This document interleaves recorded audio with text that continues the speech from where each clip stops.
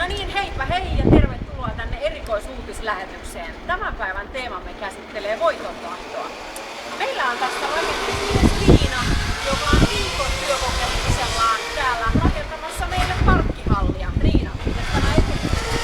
No, kyllähän tämä ihan hyvin tässä näin, että vähän on uuden tyyppistä hommaa mulle, kun olen siirtynyt tänne piha-hommiin. Mutta just olin tätä lauttaa tässä tuohon parkkihallin seinään. Milloin tämä pitää olla valmis? No, tavoite on, että ensi viikon aikana, että vähän kiirehän tässä tulee. Valmistuuko se?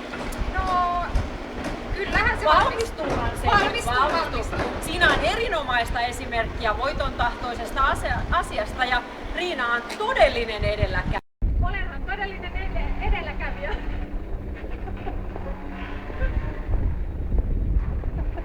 No niin, tähän päätämme siis täältä erikoisuutislähetyksen ja kiitämme Riina sinua todella edelläkävijämäisestä asenteesta. Kiitos. Hyvää päivää.